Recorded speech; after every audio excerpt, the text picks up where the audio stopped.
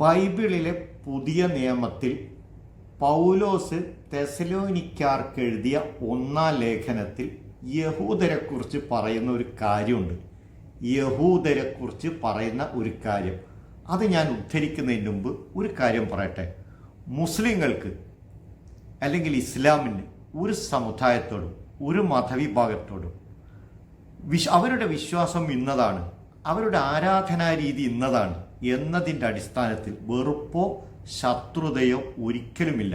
അതിന് ഖുർആൻ സാക്ഷിയാണ്, പ്രവാചക വചനങ്ങൾ സാക്ഷിയാണ്, ഇസ്ലാമിൻ്റെ ചരിത്രം സാക്ഷിയാണ്, ഇന്ന് നിലനിൽക്കുന്ന മുസ്ലിം രാജ്യങ്ങളും സാക്ഷിയാണ്. അതേസമയം മുസ്ലിങ്ങളോട് ഇങ്ങോട്ട് മുസ്ലിം രാജ്യങ്ങളിൽ കുടിയേറ്റം നടത്താം, മുസ്ലിങ്ങളെ ആട്ടിപ്പുറത്താക്കാം, അവരെ രണ്ടാം പൗരന്മാരാക്കാം, അവരെ ആക്രമിക്കാം, പീഡിപ്പിക്കാം, അവരുടെ നീതി നിഷേധിക്കാം എന്ന് വിചാരിച്ചാൽ അതിൻ്റെ മുന്നിൽ മുട്ടുമടക്കാനും ഇസ്ലാമും മുസ്ലിങ്ങളും തയ്യാറുമല്ല.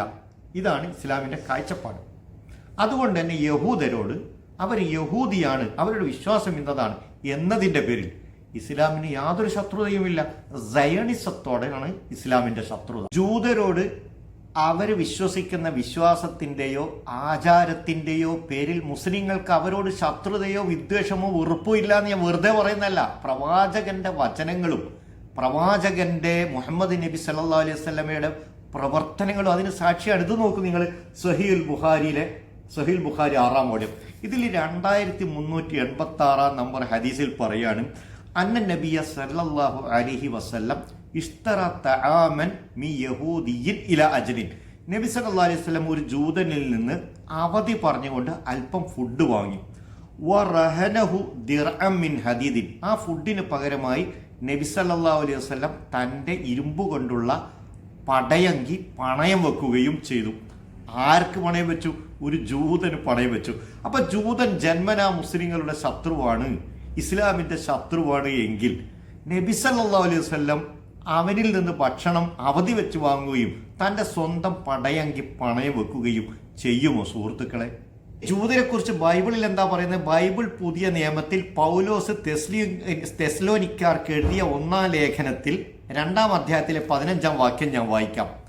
യഹൂദർ, ഞാൻ ഇതിൽ നിന്നാണ് വായിക്കുന്നത്, യഹൂദർ കർത്താവായ യേശുവിനെയും പ്രവാചകന്മാരെയും വധിച്ചു. ആരെ വധിച്ചു? യേശുവിനെ. ആര് വധിച്ചു? ജൂതര് വധിച്ചു. ഞങ്ങളെ ആട്ടിപ്പുറത്താക്കി. ഞങ്ങളെന്ന് പറയുന്നത് ക്രൈസ്തവരെ ആട്ടിപ്പുറത്താക്കി.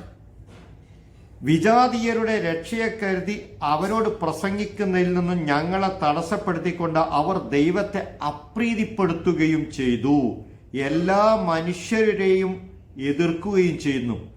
എല്ലാ മനുഷ്യരെയും എതിർക്കുകയും ചെയ്യുന്നെന്ന് ഈ കത്തോലിക്ക സഭയുടെ ഈ ബൈബിളിലെ പരിഭാഷയാണ്.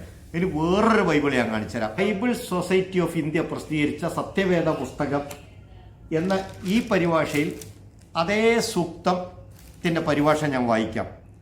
15-ാം സൂക്താണ്.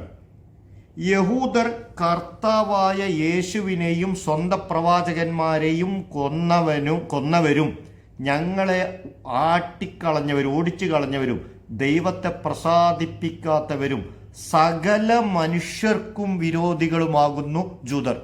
സകല മനുഷ്യർക്കും വിരോധികളുമാകുന്നു. ഇതാണ് യഹൂദരെ കുറിച്ച് ബൈബിൾ പറഞ്ഞത്.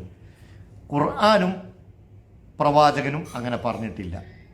ഞങ്ങൾക്കെതിർപ്പ് സയണിസത്തോടാണ്, യഹൂദരോടല്ല.